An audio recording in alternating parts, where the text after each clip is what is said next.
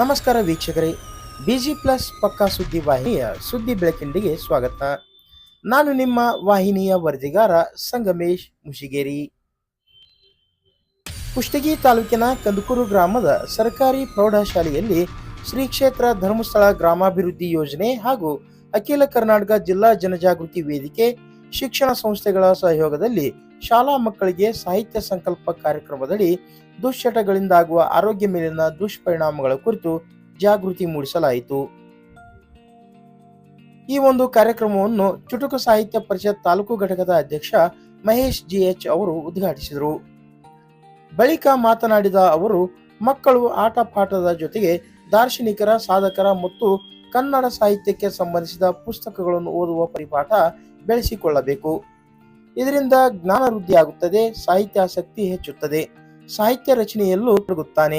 ಹಾಗಾಗಿ ವಿದ್ಯಾರ್ಥಿ ಜೀವನದಲ್ಲಿ ಮೊಬೈಲ್ ಬಳಕೆಯಿಂದ ದೂರವಿರಬೇಕು. ಯಾರಾದರೂ ದುಶ್ಚಟಗಳಿಗೆ ದಾಸರಾಗಿದ್ದರೆ ಅದರಿಂದ ಹೊರಬರಲು ಆರೋಗ್ಯದ ಮೇಲೆ ಬೀರುವ ದುಷ್ಪರಿಣಾಮಗಳ ಕುರಿತು ಅರಿವು ಮೂಡಿಸಬೇಕು ಎಂದು ಹೇಳಿದರು. ಕೃಷಿ ಮೇಲ್ವಿಚಾರಕ ರವಿಚಂದ್ರ ಮಡಿವಾಳರ್ ಧರ್ಮಸ್ಥಳ ಗ್ರಾಮಾಭಿವೃದ್ಧಿ ಯೋಜನೆಯ ಸಾಮಾಜಿಕ, ಶೈಕ್ಷಣಿಕ, ಆರ್ಥಿಕ, ಕೃಷಿ, ಮಹಿಳಾ ಸಬಲೀಕರಣ ಕುರಿತು ಕೈಗೊಂಡ ಕಾರ್ಯಕ್ರಮಗಳ ಕುರಿತು ಮಾಹಿತಿ ನೀಡಿದರು. ಎಸ್ಡಿಎಂಸಿ ಅಧ್ಯಕ್ಷ, ಉಪಾಧ್ಯಕ್ಷ, ಸರ್ವ ಸದಸ್ಯರು, ಸಹ ಶಿಕ್ಷಕರಾದ ಶಿಲ್ಪಾ, ಬಸವರಾಜ್ ಗುರಿಕಾರ್, ವಲಯ ಮೇಲ್ವಿಚಾರಕ ಅರುಣ್, ಸೇವಾ ಪ್ರತಿನಿಧಿ ಗಿರಿಜಾ ಸೇರಿದಂತೆ ಒಕ್ಕೂಟದ ಅಧ್ಯಕ್ಷರು ಉಪಸ್ಥಿತರಿದ್ದರು.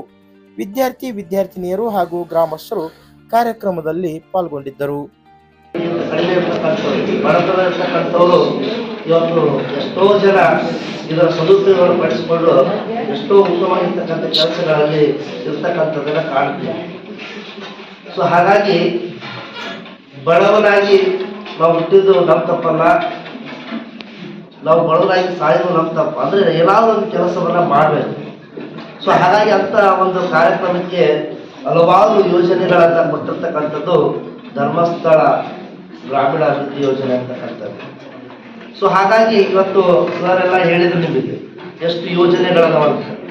ಸೊ ಅದ್ರ ಬಗ್ಗೆ ಬೇಡ, ಇವತ್ತು ಸ್ವಾಸ್ಥ್ಯ ಸಂಕಲ್ಪ ಅಂತಕ್ಕಂಥದ್ದು ಏನು, ಸ್ವಾಸ್ಥ್ಯ ಅಂತಂದ್ರೆ ಏನು, ಸ್ವಾಸ್ಥ್ಯ ಅಂತ ಯಾಕೆ ಕರಿತೀವಿ ನಾವು?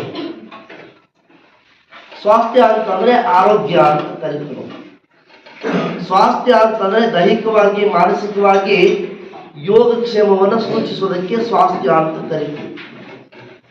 ಸ್ವಾಸ್ಥ್ಯ ಅಂತಂದ್ರೆ ಏನಿಲ್ಲ, ಆರೋಗ್ಯವಾಗಿರೋದು.